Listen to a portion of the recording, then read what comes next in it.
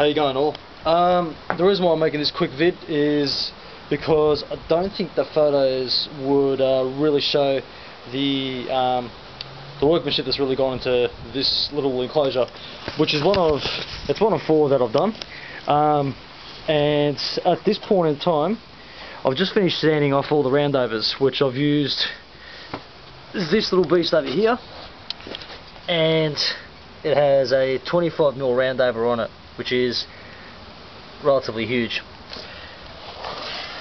and really it looks good on this. Now I thought I'd show the roundovers off. This is just before I start high filling, so I thought I'd really take the time out on the vids just to show off certain sections, how smooth I've managed to get these lines, these roundovers.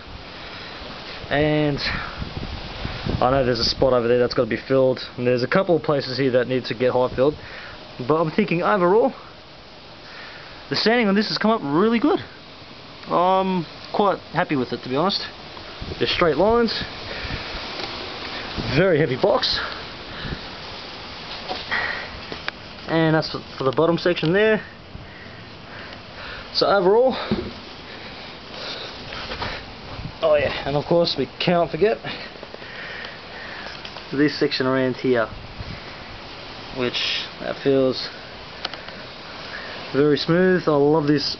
I'm loving that roundover transition where the waveguide's going to sit about there, and that sits about flush, and then it's just going to roll off into where the mid-range sits, and the waveguide's going to blend in with it. So that's the plan of attack with this particular enclosure. Now there's two of these, and there's two matching 15-inch subwoofer enclosures to go back with the JBLs for those that don't know this particular build. If you don't know this build or anything about it, jump on Mobile Electronics Australia and go into the Tech Heads forums, or Tech Heads Corner subsection, which you'll find in the off topics discussion area, and look up the thread title My Next Project, and it's done by a member of the forums named Fury, and these enclosures are actually for him.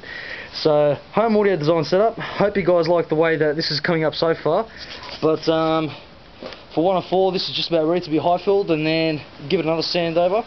Then we should be looking to do the first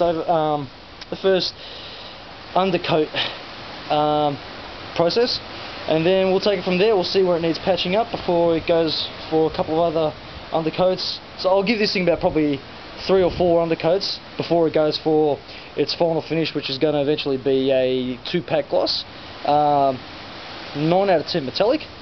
So this should finish up alright. Anyway, I'll be constantly updating either my Facebook under Tiger Audio Enhancements, or the thread which is on Mobile Electronics Australia, which they will have every nook and cranny, every single detail with regards to how this project unravels. So I hope you guys can follow it, and hope you guys approve of the finish so far. Alright, more shortly.